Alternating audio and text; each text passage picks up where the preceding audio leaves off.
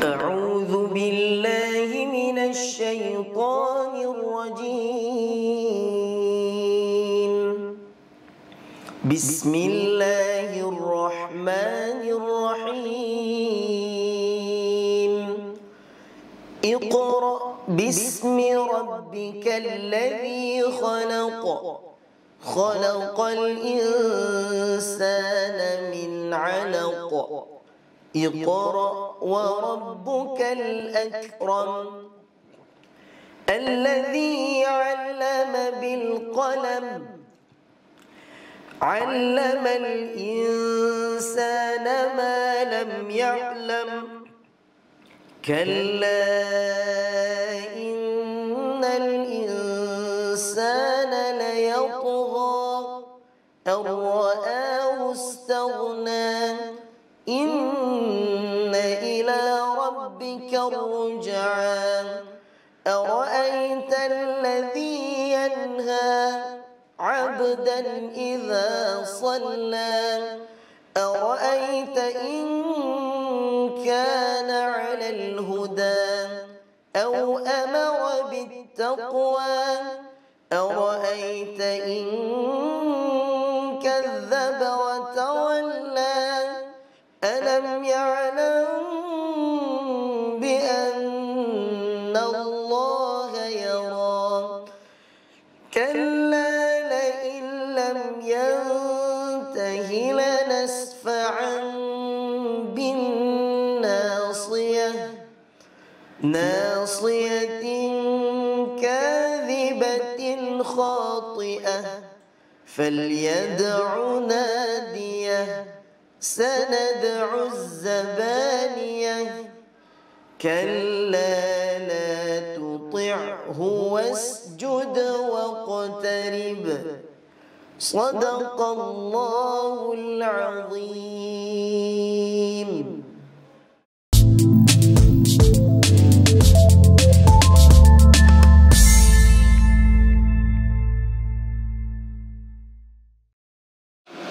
Assalamualaikum warahmatullahi wabarakatuh.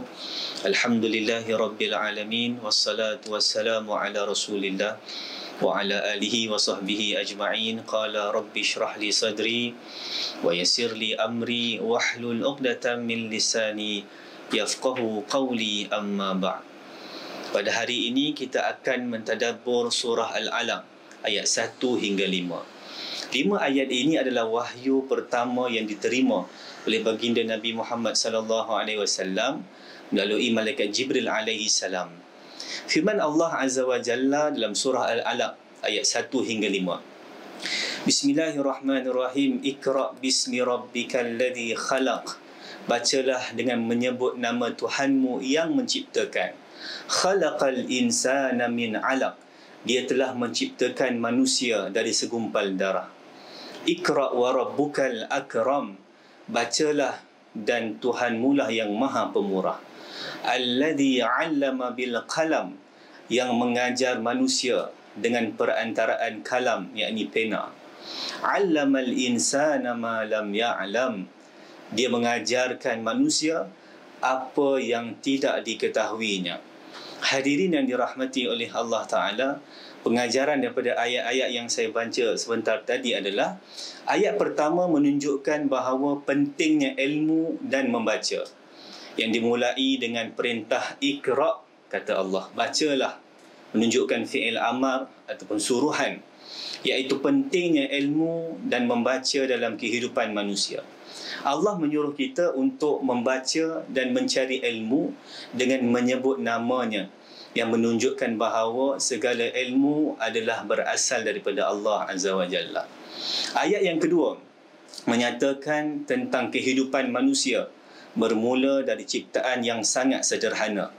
Dia mengingatkan kita bahawa manusia diciptakan dari segumpal darah, yang mengingatkan kita akan asal-usul yang sangat sederhana dan fragile. Ini mengajarkan kita untuk tetap rendah hati dan bersyukur atas hidup yang diberkati ataupun diberikan oleh Allah ini. Ayat ketiga pula menunjukkan bahawa rahmat dan kemurkaan Allah, Ia menyatakan bahawa Tuhan yang mengajar kita adalah Tuhan yang Maha Pemurah. Ini menunjukkan bahawa semua ilmu dan pengetahuan yang kita dapatkan adalah anugerah dari Allah. Dan kita harus menghargainya dengan menggunakan ilmu itu dengan bijaksana. Ayat keempat pula, kalau kita lihat, dia menyebut pentingnya alat ataupun pena untuk menulis dan menyampaikan ilmu. Pena sebagai alat untuk mengajar manusia. Ini menunjukkan bahawa alat untuk menulis dan menyampaikan ilmu itu sangat penting dalam proses belajar dan mengajar. Dan kita harus memanfaatkannya untuk kebaikan. Maka ayat yang kelima menyatakan bahawa Allah mengajarkan manusia ilmu yang tidak diketahui sebelumnya. Bahawa Allah mengajarkan manusia pada hal-hal yang sebelumnya tidak mereka ketahui. Ini menegaskan bahawa ilmu itu bersumber dari Allah dan manusia perlu terus belajar dan mencari ilmu sepanjang hidup mereka. Secara keseluruhan ayat 1 hingga 5 ini, dia memberikan penekanan besar pada pencarian ilmu, rasa syukur kepada Allah yang memberikan ilmu, serta pentingnya menggunakan ilmu tersebut untuk kebaikan umat manusia. Hadirin yang dirahmati oleh Allah, sempena nuzul Quran pada hari ini yang merujuk kepada peristiwa turunnya wahyu Al-Quran yang pertama kali kepada Nabi Muhammad sallallahu alaihi wasallam melalui malaikat Jibril di Gua Hira pada malam Lailatul Qadar yang berlaku pada bulan Ramadan. Nuzul Quran bukan sahaja peristiwa penting dalam sejarah Islam, tetapi juga memberi pengajaran yang mendalam untuk umat Islam. Antara pengajaran dari peristiwa nuzul Quran adalah yang pertama, pentingnya wahyu Allah sebagai petunjuk hidup ini. Al-Quran adalah sumber utama bagi umat Islam dalam memahami kehidupan dan mencapai kejayaan dunia dan akhirat. Yang kedua, pendidikan dan ilmu pengetahuan. Nuzul Quran ini juga menunjukkan bahawa Islam sangat mengutamakan ilmu pengetahuan. Wahyu pertama yang diterima oleh Nabi Muhammad sallallahu alaihi wasallam adalah Iqra, bacalah, yang menggalakkan umat Islam untuk mencari ilmu dan memperkaya pengetahuan. Kemudian yang ketiga, keutamaan bulan Ramadan. Nuzul Al-Quran berlaku pada bulan Ramadan yang menjadikan bulan ini penuh dengan keberkatan. Umat Islam digalakkan untuk memperbanyakkan ibadah dan mendekatkan diri kepada Allah Azza wa Jalla melalui pembacaan dan penghayatan Al-Quran.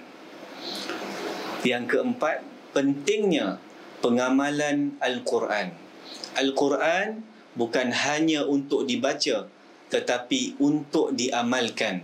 Peristiwa nuzul Al-Quran menekankan bahawa wahyu yang diturunkan perlu dipraktikkan dalam kehidupan seharian agar dapat mencapai kemakmuran rohani dan material. Secara keseluruhan, nuzul Al-Quran ini bukan hanya sebuah peristiwa bersejarah, tetapi juga satu sumber pengajaran dan peringatan untuk umat Islam dalam menegakkan ajaran agama Islam yang sebenar. Mulianya Ramadan kerana Al-Quran diturunkan pada bulan Ramadan.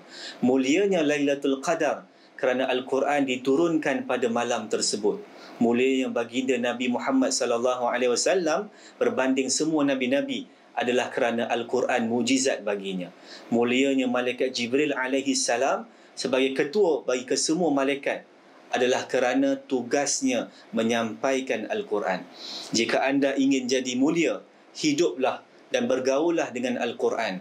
Baca, tadabbur, faham dan amalkan tuntutan Al-Quran, maka hidup anda akan menjadi mulia. Allahul muwaffiq aqwa min tariq. Assalamualaikum warahmatullahi wabarakatuh.